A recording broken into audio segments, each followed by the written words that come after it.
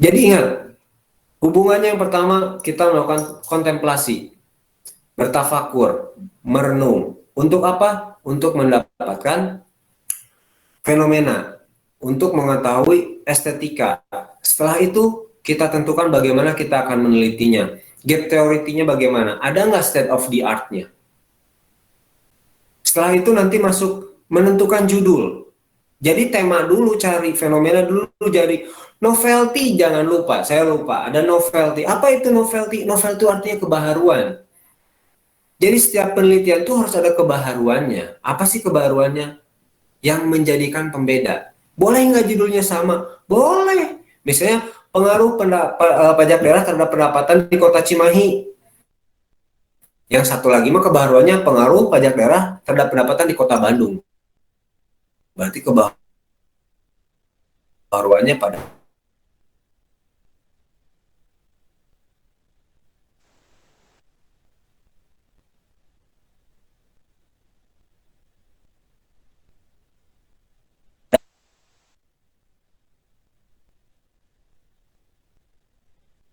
Nah, mohon maaf ya sebentar teman-teman akan putus kalian. Ya, Mungkin fokus. Ada lagi yang satu lagi daripada action community ini. Sementara materinya segitu. Kita lanjut kepada moderator. Nanti kita ada materi selanjutnya ya tentang tips dan trik menghadapi pembimbing dan penguji. Mangga lanjutkan dengan moderator. Oke, baik. Mungkin tadi sudah hampir di akhir ya. Terima kasih kepada Pak Eko telah menyampaikan materinya mengenai estetika penulisan karya tulis ilmiah skripsi. Mungkin di sini teman-teman atau Kang Teteh yang mau nanya boleh langsung aja di kolom chatnya. Nanti setelah talk show atau tips and trick untuk bagaimana menghadapi penguji akan kita bahas nih pertanyaan-pertanyaan dari Kang Teteh di sini. Nah sebelumnya pasti udah apa ya, kita ini nanti bakal kedatangan pembicara lainnya yang bakal sharing pengalaman mereka mengenai lika-liku penyusunan skripsi. Langsung saja akan saya perkenalkan. Yang pertama ada Teh Syafa Sabila FKK lulusan dari Universitas Islam Bandung atau Unisba.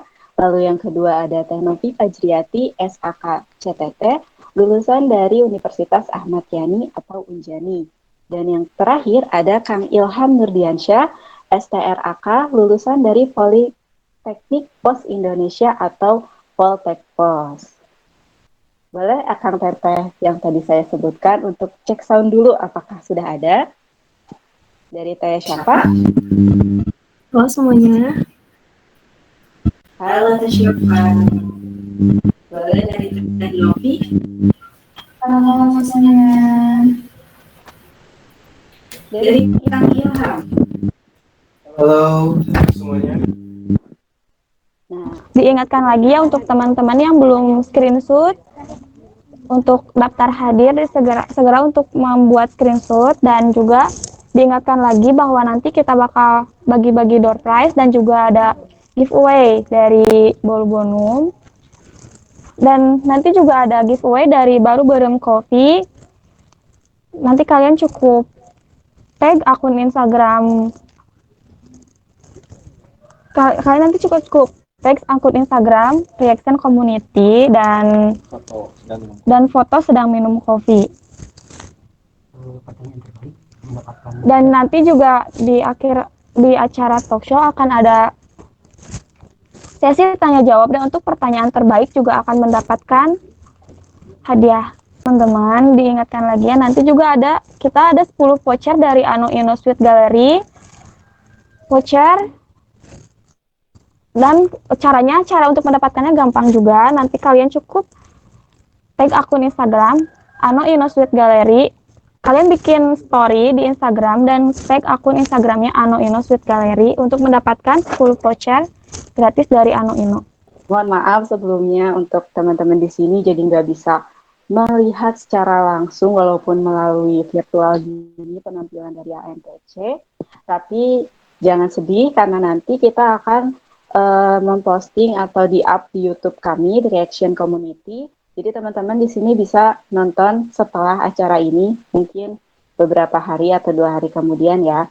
Nanti ANTC akan menampilkan 2 lagu, itu lagunya enak banget untuk didengerin, dan teman-teman juga bisa untuk langsung kepoin Instagram atau mungkin channel YouTube-nya di ANTC Official. Dan kita bisa langsung aja mungkin ya ke acara selanjutnya, yaitu tips and trick bagaimana menghadapi pembimbing dan penguji. Karena ini mungkin hal-hal yang paling ingin kalian tahu. Gimana sih pas lagi pembimbing, lagi dibimbing untuk skripsi, dan pas lagi sidang itu diuji kayak gimana sih? Apakah deg-degan gitu kan? Atau mungkin gimana? Jadi kita lanjut aja nih. Siapa? Halo, masih ada? Halo, Teh Sania. Oke. Kita lanjut ke pertanyaan pertama. Di sini kan bicara kita ya. Nah, saat akan menyusun skripsi, pastinya akan ditentukan siapa pembimbing kita. Jadi pasti mungkin di beberapa kampus ada ketentuannya tersendiri. Ada kita harus ngambil SKS-nya dulu, udah gitu dapat surat apa, kayak gitu kan. Baru dipilih nih pembimbingnya ini. Nah, pasti kan setiap pembimbing tuh atau setiap dosen tuh punya karakter yang berbeda-beda. Nah, kalau dari tes siapa, dapat pembimbing waktu pas skripsi kayak gimana sih? Oke, terima kasih Teh Sania. Langsung aku jawab aja mungkin ya. Jadi, waktu aku skripsi, alhamdulillah dapat karakter pembimbing yang baik, ramah, dan cukup perhatian. Walaupun ya ada sih beberapa pembimbing lain di kampus saya yang bisa dibilang kurang perhatian. Begini, pembimbing saya bukan pembimbing yang ngejar-ngejar mahasiswa buat cepat-cepat beresin skripsinya. Tapi pembimbing yang ya udah kalau kamu mau cepat selesai skripsinya ya ayo kerjain cepat-cepat. Kalau enggak ya udah terserah gitu. Nah,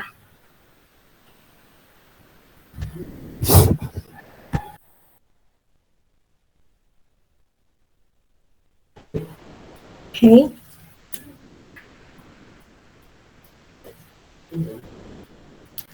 Nah, ketika bimbingan, jadi pembimbing aku tuh kurang terlalu perhatian, harus aku yang perhatian ke pembimbing.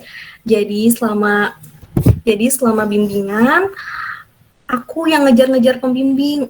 Aku berinisiatif buat ngerjain sendiri aja skripsinya, berjalan dulu sendiri, lalu ketika menemukan kesulitan, baru tuh aku nyari pembimbing aku. Karena pembimbing aku tadi bukan pembimbing yang perhatian banget, jadi hanya menanyakan sampai mana skripsi kalian, ada kendala apa di saat jadwal bimbingan aja. Kan banyak tuh pembimbing lain yang menanyakan, udah sampai mana nih progresnya setiap hari, bukan di jadwal bimbingan aja gitu.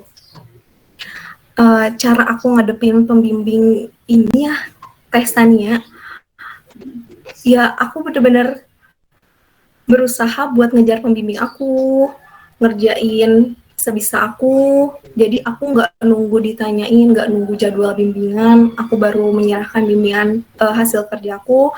Jadi setiap hari pun aku menanyakan, bagaimana Bu hasil tulisan saya, ada kekurangannya di manakah, atau yang nggak aku pahami, aku tanyakan.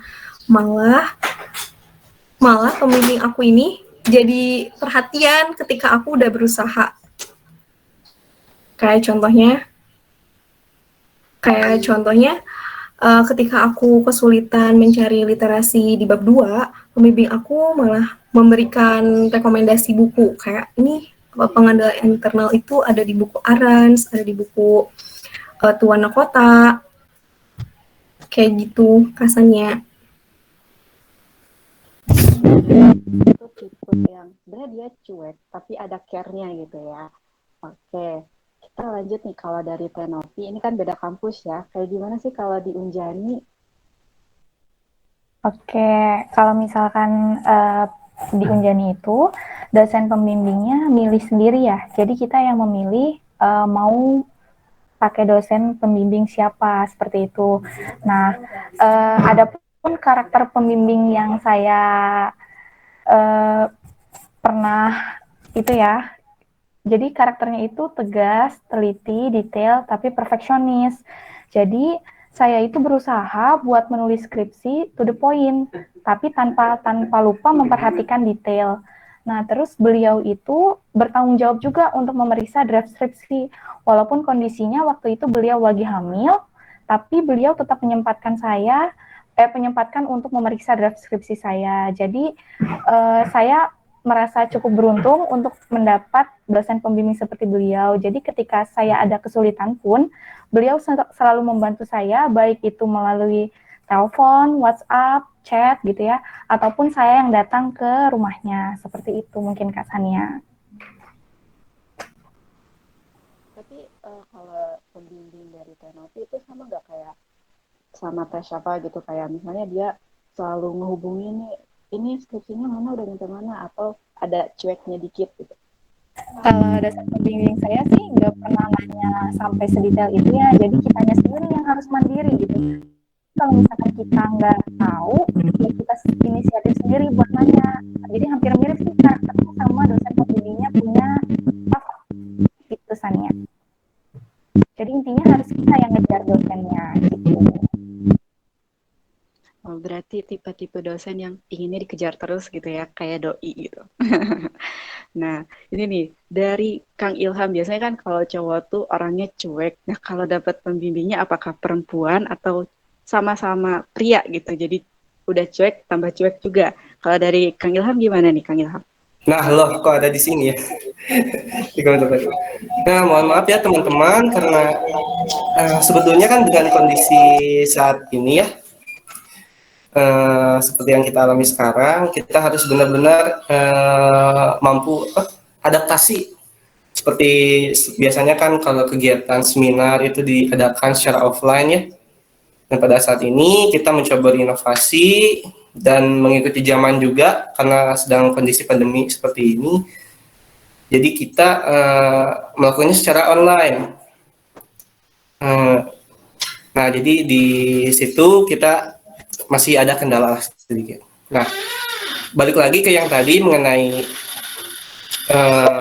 dosen pembimbing ya. Kebetulan pada saat itu saya di Politeknik Pos Indonesia itu untuk dosen pembimbing itu langsung dibagi dari prodi. Nah, pada saat itu saya dapat pembimbing yang alhamdulillah baik dan sangat perfeksionis gitu.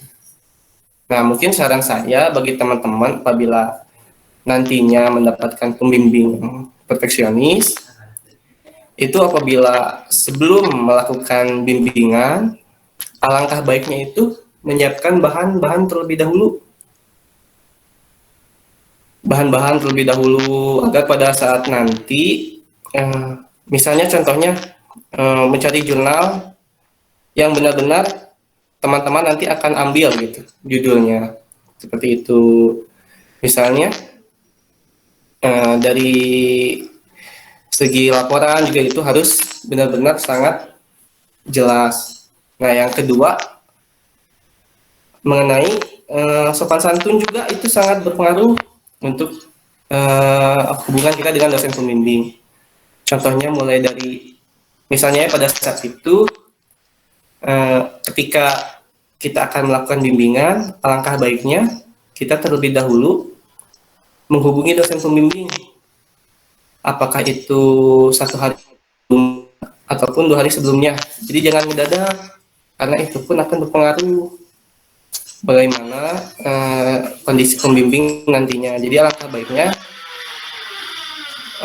kita itu mampu menjaga mood, istilahnya mood dari pembimbing, agar ketika bimbingan itu apa yang kita mau dan apa yang dosen kita inginkan itu dapat serasi.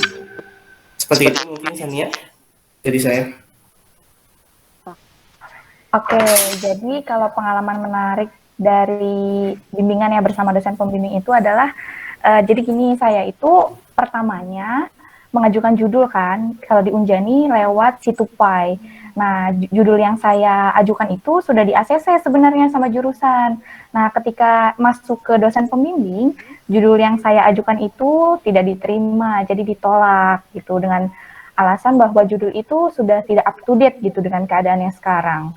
Jadi saya itu diberikan beberapa rekomendasi judul oleh beliau, di mana akhirnya dipilihlah judul Green Accounting, di mana Green Accounting ini dihubungkan dengan profitabilitas kalau saya. Nah, awalnya juga nggak langsung fix Green Accounting gitu. Awalnya itu Green Accounting, tapi ditambah dengan pengungkapan Sustainability Report gitu. Nah, saya tuh udah nyusun latar belakang dari Green Accounting dan Sustainability Report ini. Tapi ketika bimbingan yang pertama, itu dirombak benar-benar dihapus satu variabelnya yang sustainability report. Jadi saya hanya menggunakan satu variabel ya yang di green accounting itu. Jadi benar-benar yang tadinya 2 variabel X itu dihapus satu. Jadi otomatis ngerombak hampir 80% latar belakang. Jadi ya ekstra kerja keras. Seperti itu mungkin ya Sania. Iya ya, benar banget. Kadang ngedenger ya dari kakak tingkat atau mungkin cerita dari temen saudara yang lagi skripsi gitu kan. Kebanyakan tuh ganti judul atau misalnya variabelnya ini kurang pas gitu kan. Pasti banyak yang kayak gitu dan kita semua di sini harus tetap sabar walaupun kayak gitu. Karena apapun itu jalani aja kan ya prosesnya. Pasti nanti juga akan menuai hasil yang baik.